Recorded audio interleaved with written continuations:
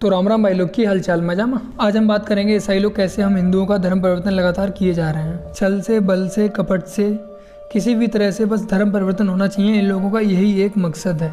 इसके लिए बाकायदा इन लोगों की पूरी एक प्लानिंग होती है कि हमें कैसे कार्य करना है, कहाँ कहाँ जाना है, किन लोगों को धर्म परिवर्तन कराना है और कैसे धर्म परिवर्तन कराना है, कैसे लोगों को बेवकूफ़ बनाना है।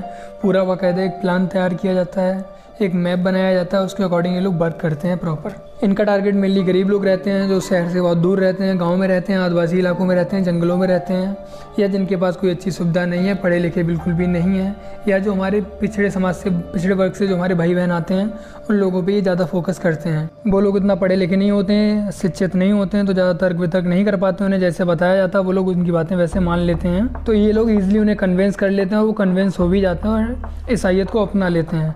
और कोई नहीं भी मानता है तो उसे साम दाम दंड वेद कैसे भी करके उसे मजबूरी में अपनाना ही पड़ता है, क्योंकि इनके पास ना पैसे की कमी होती है ना पावर की कमी होती है। तो जो अगला बंदा वो कहीं और जा भी नहीं सकता है हेल्प के लिए, तो फाइनली वो भी धर्म परिवर्तन कर ही लेता है। और ऐसे लोगों को हमारे धर्म के बारे में ज़्यादा जानकारी नहीं होती है, जो उन्हें जैसा बताता है ये लोग वैसा मान लेते हैं।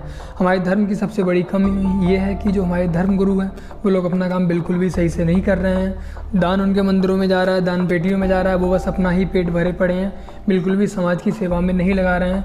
कुछ ही संस्थाओं को छोड़ दो तो बाकी सब ऐसी ही है। और जो हमारे यहाँ बाबा बने फिरते हैं, गेरुए रंग के कपड़े पहन रखे हैं, भगवा वस्त्र धारण कर रखा है, उनका एक ही काम है, भीख मांगो, शाम को आओ, घर पे खाओ पियो सो जाओ, ऐसा करो।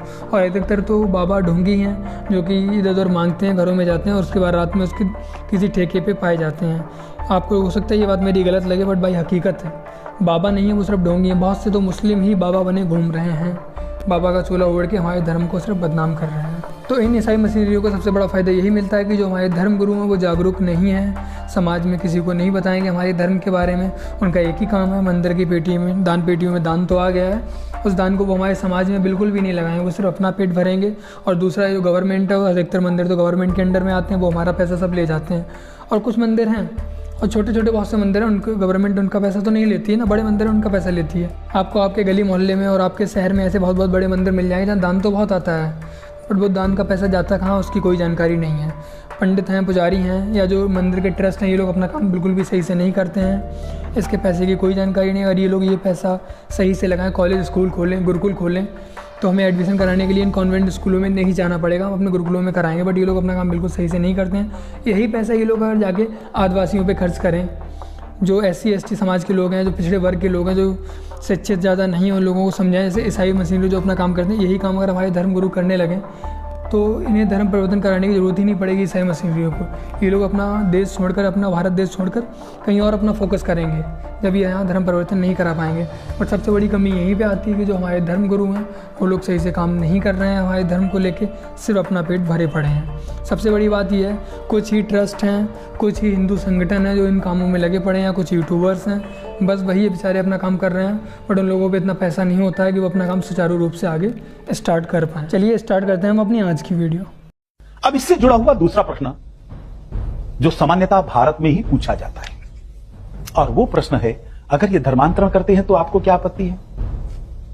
क्योंकि भारत का संविधान article 25, everyone has right to practice, preach and propagate his own religion. आप कैसे मना कर सकते हैं? वो अर्ध सत्य बोलते हैं, हाफ ट्रुथ। भारत का कोई भी संवैधानिक अधिकार एब्सोल्यूट नहीं है, कुछ कंडीशंस है। इस आर्टिकल 25 का जो बाद वाला हिस्सा है वो मेरे मिशनरी मित्र जानबूझकर सामने नहीं लाते और उनका सपोर्ट करने वाले लोग उसको छिपाते हैं। कुछ दिन पूर्व एक बहुत बड़े चैनल, उसके एक बहुत बड़े एंकर ने मेरे से इसी विषय पर कुछ बातें की और उन्होंने भी आर्टिकल 25 का जिक्र किया। मैंने कहा, mister you are speaking half truth, बाकी का हिस्सा क्या है? और बाकी का हिस्सा है subject to public order, morality and health. तुम्हारी धर्मांत प्रोपोगेशन के काम से, अपनी पूजा के कारण से समाज की शांति नहीं खत्म होनी चाहिए, अव्यवस्था नहीं फैलनी चाहिए, लोगों की मोरालिटी खराब नहीं होनी चाहिए। ये सब बातें उसके अंदर हैं, कंडीशंस हैं। और इस अधिकार को और ज्यादा डिफाइन किया है Stanislaus case, Stanislaus versus state of Odisha. यह केस सुप्रीम कोर्ट में गया था 76 में, और उस केस के अंदर जो जजमेंट दिया गया वो बड़ा महत्वपूर्ण है। Right to propagate does not mean right to convert.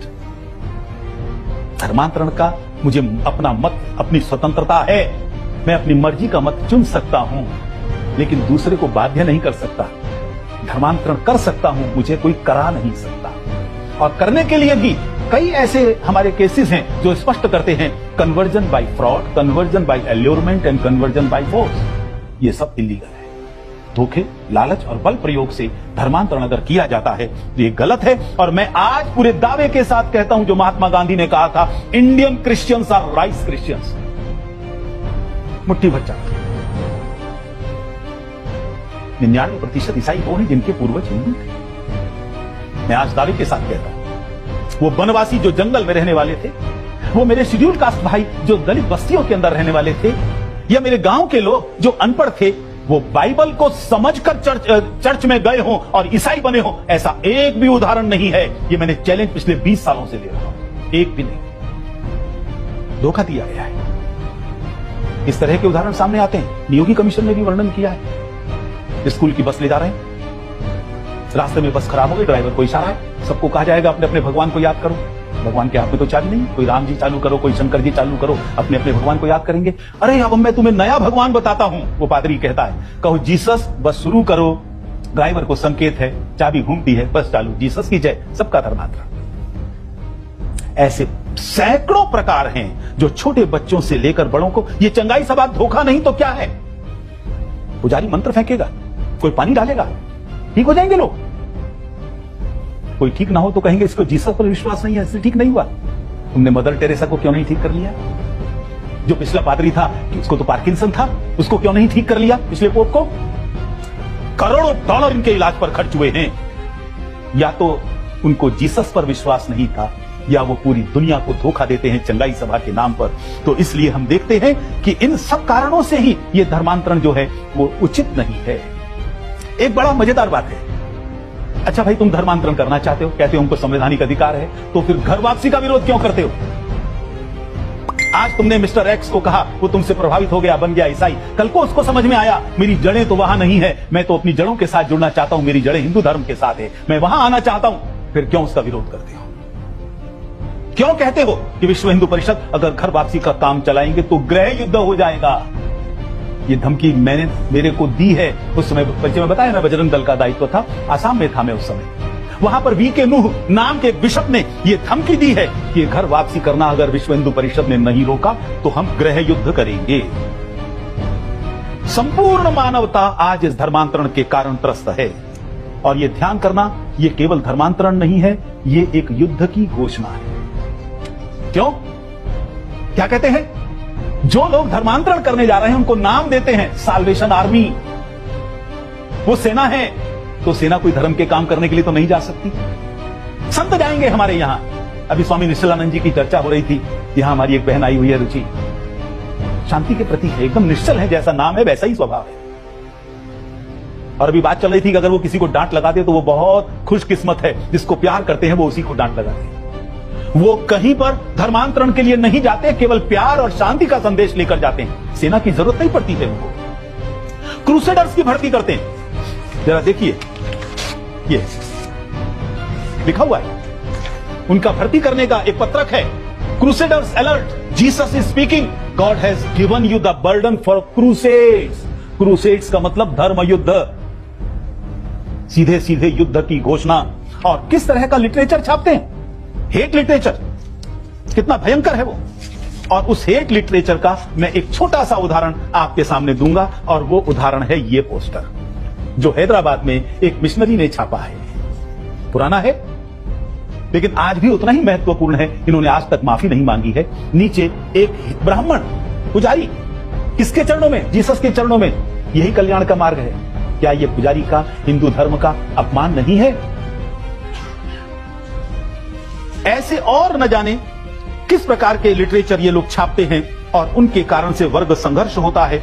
अगर कहीं अकाल पड़ जाए, बाढ़ आ जाए, क्या शब्द प्रयोग करते हैं आप लोगों को जानकर आश्चर्य होगा, it is the opportunity to harvest the crops of soul. आत्माओं की फसल काटने का ये मौका दिया है तुमको जीसस ने। सेवा नहीं करना है, बाइबल का प्रचार करना है, उनको ईसाई बनने के लिए प्रेरित करना है। यही कहते हैं हमारी सबसे बड़ी सेवा है। और इसीलिए पोप भारत की धरती पर आकर दिवाली के दिन चुनौती देते हैं। ध्यान करना, ये कौन सा धर्म है?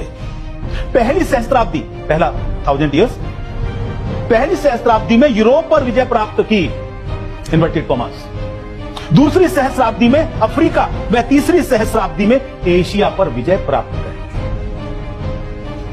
मैं समझता हूं यह मानवता के विरुद्ध सबसे बड़ा अपराध है, सबसे बड़े युद्ध की घोषणा है। ये वर्ग संघर्ष भी निर्माण करते हैं और केवल वर्ग संघर्ष निर्माण नहीं करते, अगर इनके धर्मांतरण में कोई बाधा डालता है उनको मरवाने में भी संकोच नहीं करते। मैं केवल 2 उदाहरण आपके सामने दूंगा। त्रिपुरा के शांतिकाली जी महाराज धर्मांतरण में बाधा डाली, उड़ीसा के स्वामी लक्ष्मणानंद जी महाराज, मैं कुछ दिन पहले उनके आश्रम के वार्षिकोत्सव में गया, वो खून के निशान किस तरह से भागे हैं, किस तरीके से वो भागे, मौत से डरकर नहीं थे।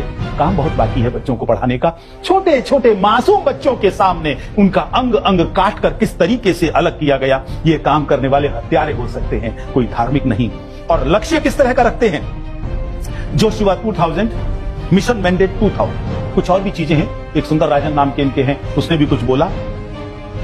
चर्च का विस्तार कैसे करेंगे, पहले हर पिन कोड पर एक चर्च बनाएंगे स्टेप बाय स्टेप, उसके बाद हर गांव में बनाएंगे, उसके बाद इतनी दूरी पर बनाएंगे कि एक चर्च की घंटी की आवाज दूसरे चर्च में सुनाई दे। जरा कल्पना कीजिए किस तरह की चीजें ये लोग कर रहे हैं। इसलिए जितने भी विश्व के मनीषी हैं, चिंतक हैं, वो सब इस धर्मांतरण के विषय पर चिंतित हैं। हमने कभी नहीं रोका किसी भी ईसाई को चर्च में जाने से। अभी केरल की एक सभा में मैं स्पष्ट शब्दों में कहकर आया, अगर आपके पास चर्च कम पड़ती है तो मुझे बताइए, मैं चर्च बनाकर दूंगा। पहली चर्च भी एक हिंदू राजा ने बनाकर दी थी। तुम जाओ, संडे को छोड़ो, रोज जाओ, पूरा समय चर्च में रहो, कोई रोकता नहीं है। लेकिन तुम जहां एक भी ईसाई नहीं है वहां चर्च क्यों बनाओगे? क्या मुझे वेटिकन सिटी में हनुमान मंदिर बनाने की अनुमति दोगे? अरे वहां हिंदू रहता ही तो मैं क्यों बनाऊंगा? हनुमान मंदिर हिंदुओं के लिए पूजा का स्थान है, वैसे ही चर्च केवल ईसाइयों के लिए पूजा का स्थान है। अगर वो चर्च ऐसी जगह पर बना रहे हैं जहां एक भी ईसाई नहीं है, समझ लीजिए वो धर्मांतरण के युद्ध की घोषणा है। वो चर्च की घंटियां नहीं, वो युद्ध का नाद है जो वहां पर रहने वाले लोगों को त्रस्त करता है। ये जो पिक्स मैंने आपको यहाँ पे दिखाई हैं, ये ईसाई मशीनरी के द्वारा ही बनाई गई हैं। बहुत सी जगह पे ऐसी मूर्तियाँ बनाई गई हैं जो कि हमारे भगवानों की तरह ही देखने में लगती हैं। अब इससे क्या है कि जो हमारे पिछली कास्ट के लोग हैं, जो भी लोग हैं जिन्हें ये धर्म परिवर्तन कराते हैं, वो भी हिंदू धर्म को मानते हैं, हमारे देवी देवताओं को पूजते हैं, तो वो डायरेक्टली एक साथ तो अपना धर्म परिवर्तन नहीं करेंगे। तो इसीलिए वो इस चीज़ से रिलेट कर पाए तो उनके लिए ऐसी पिक्स देते हैं। तो श्री राम होते हैं, श्री कृष्ण होते हैं, जिसकी वजह से वो इस पिक को मना नहीं कर पाते हैं और अपने घर में लगा लेते हैं।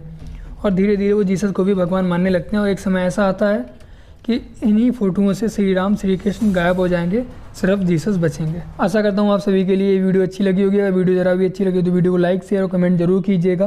भाई लोग शेयर जरूर कीजिएगा, जिससे ज़्यादा से ज़्यादा लोग जागरूक हो सकें। और अगर आपके बजट में शामिल हो सके तो अपने इस छोटे से चैनल को सब्सक्राइब कर अपनी इस छोटी सी फैमिली का हिस्सा जरूर बनिएगा। और कमेंट कर जरूर बताइएगा ऐसे ही वीडियोस आपके लिए आगे और लाता रहूँ या नहीं। चलिए मिलते हैं अगली वीडियो में, तब तक के लिए जय हिंद, वंदे मातरम, जय श्री राम।